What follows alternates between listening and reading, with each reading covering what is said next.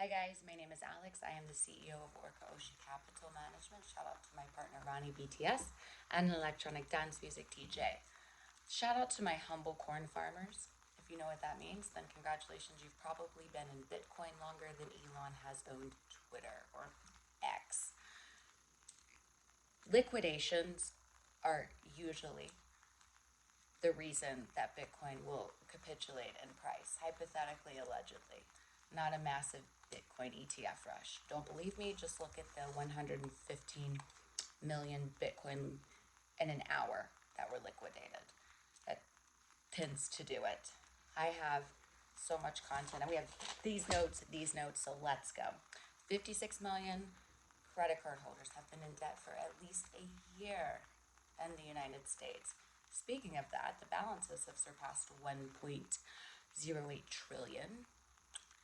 And ironically, just to put in perspective of how the stock market does not reflect the average consumer, you have 8 out of 10 Americans owning credit cards and the stock market hitting all-time highs.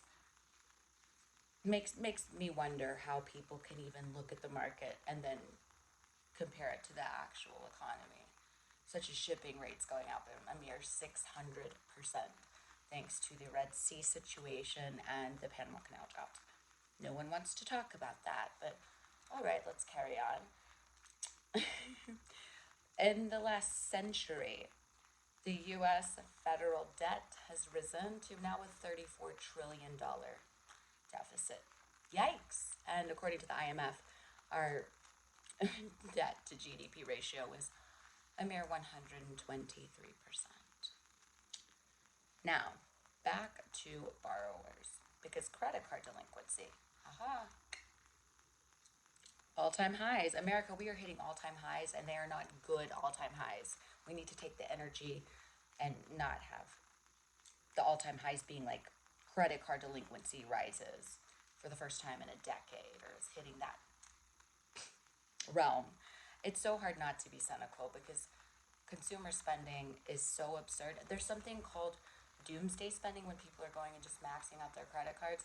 My father told me, I guess maybe good Jewish father advice.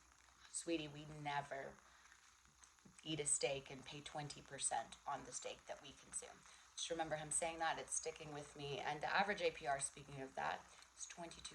The average American holds between 3 to 5 credit cards with a balance of 6,000. And 10% of Americans plus were not able to make that minimum payment. Yikes. 572 million credit card accounts. We have a population of 330 million. 84% of adults with at least one card in their wallet. 1.09 billion credit cards in circulation in the United States of America. So if we want to talk, where are the climate people? Climate people, I have a new agenda for you. Get rid of credit cards. It will, the amount of plastic that's going around America is enough to say, you know what, let's keep the straws. In New Jersey, let's keep the plastic bags. If you're a northerner, you know what I'm speaking of. And let's maybe consolidate some plastic and take some fiscal responsibility for oneself. But what do I know? And the buy now, pay later. Oh gosh, you all, this breaks my heart because people are using it now for groceries. And that should just,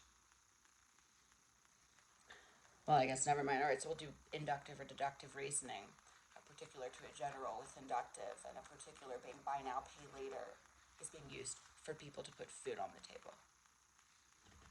Average American is living paycheck to paycheck, and I would say that that statistic probably backs it up.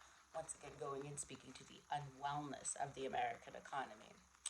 So it's unclear how often buy now, pay later bills go unpaid. So we're talking phantom debt. I know that was joked about in 2008. And again, I know I was really young then, but I've learned and done a lot of reading. More Americans are falling behind on their credit card payments than any time since before the pandemic. And finally, the banks are going to start lowering their spending rates. Let's talk about something that I have had my eyes on since last year. Let's talk about slabs. Hypothetically, allegedly, student loan asset-backed securities. Ever wonder why the government people are obsessed with student loan debt? Well, just like mortgage-backed securities and auto loan asset-backed securities, student loan asset-backed securities, except they are not collateralized. So, no AIG this time, people. You're on your own, yo-yo. So the federal government and anyone in between is trying to get liquidity so the market doesn't hit zero. And if anything, this is a walking red flag of what is to possibly come. I just had in my notations the Biden administration did something 4.9 billion in student loan debt, but that is so minimal. Being student loan debt is this consistently the second largest type of debt behind a mortgage, and 60% of student loan borrowers made payments. That means 40% did not. So when you're reading in the news and it is a headline 60% of student loan borrowers made payments, that means 40% did not. Not very good at all. And I just have a question. Feel free to drop it in the C section below. What the hell were people doing in the 3, 4 years in between mortgage forbearances and not having to pay? What exactly were people doing? Now I have grace and space, therefore I'm okay canceling student loan for people who have an illness, a chronic illness. I have so much empathy and sympathy for people with chronic illnesses, being I have lupus. However, yeah, let's just keep going. 40%, 22 million borrowers roughly, did not make payments. Now let's pivot to China just for a little bit. The yuan gives the dollar a run for its money in Africa. Are we shocked? No. And it's boosting in local currencies in Africa as well as part of the de-dollarization bid. Thinking of that, BRICS added, they were going to do 6, but they did 5 countries in the new year: Saudi, UAE, Ethiopia, Iran, and Egypt. There we go. Oh yeah, I did think this was a fun stat too. 20% of the market right now of stocks are retail investors. So I found it interesting because I think people are not factoring in how many people in my age group have decided to take the market and treat certain apps, hypothetically, allegedly, Robinhood, not naming names, like a online MGM. But we'll just keep going with that. I wonder how many commercial mortgage-backed security defaults we will see in 2024, being many of them need to be refinanced. That'll be a really unique thing for regional banks and just banks in general. Let me know your thoughts. I have so many notations. Let's just keep going of things that I want to cover. Okay, the last thing, because I tried to do this kind of quickly, the repo markets. Now, the repo markets were something I enjoyed watching under Trump. Speaking of Trump, Mrs. Janet Yellen, who says that she's going to speak, or I read some press. Oh, I wanted to quote this press. This is really good, you guys. You'll really, really love this and take her much more seriously. Vibes.